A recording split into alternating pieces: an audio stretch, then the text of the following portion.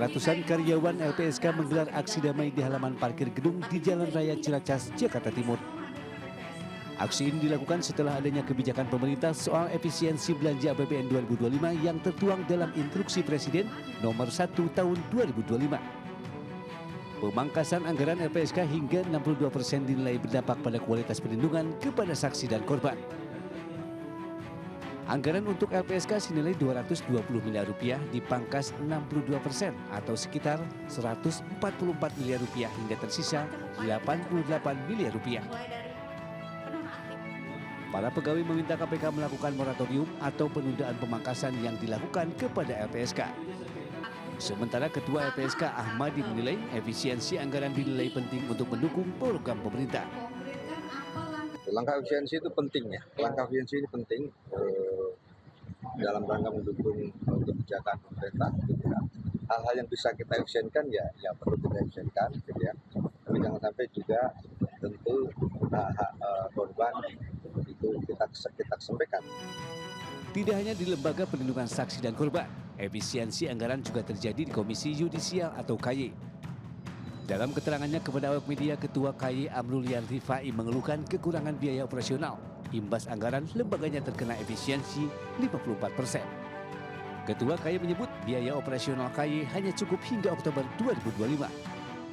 Saya ingin pengeluaran-pengeluaran yang tidak perlu, pengeluaran-pengeluaran yang mubazir, pengeluaran-pengeluaran yang alasan untuk nyolong, saya ingin dihentikan, dibersihkan.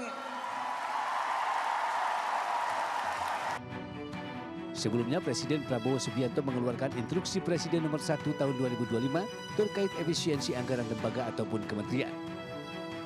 Prabowo menerangkan efisiensi anggaran sebagai upaya menghemat pengeluaran-pengeluaran yang tidak perlu dan berpeluang untuk adanya upaya pejabat melakukan korupsi.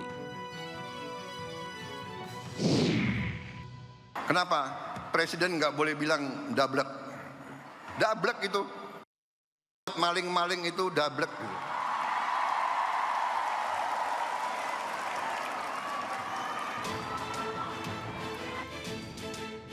Presiden Prabowo Subianto menegaskan melarang perjalanan ke luar negeri yang tidak perlu. Upaya ini dilakukan karena Presiden ingin ada penghematan demi menyelesaikan kebutuhan rakyat. Prabowo ingin pengeluaran tidak penting dan pengeluaran yang berpotensi untuk dijadikan korupsi harus dihilangkan. Saya mau menghemat uang, uang itu untuk rakyat. Untuk memberi makan untuk anak-anak rakyat.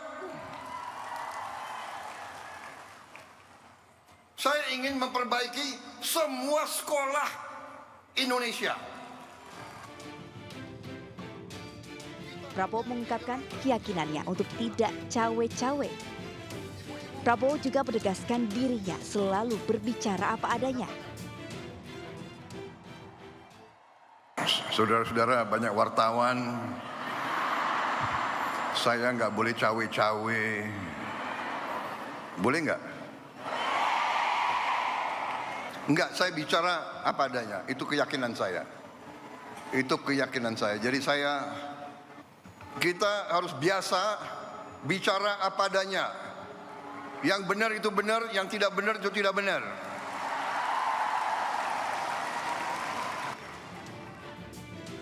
Dalam sambutan penutupnya, Prabowo berkomitmen di Kabinet Prabowo Gibran tidak ada yang kebal hukum. Tidak ada yang kebal hukum di Republik ini. Di bawah Presiden Republik Indonesia Prabowo Subianto, Gibran dengan semua kabinet tidak ada yang kebal hukum. Assalamualaikum warahmatullahi wabarakatuh.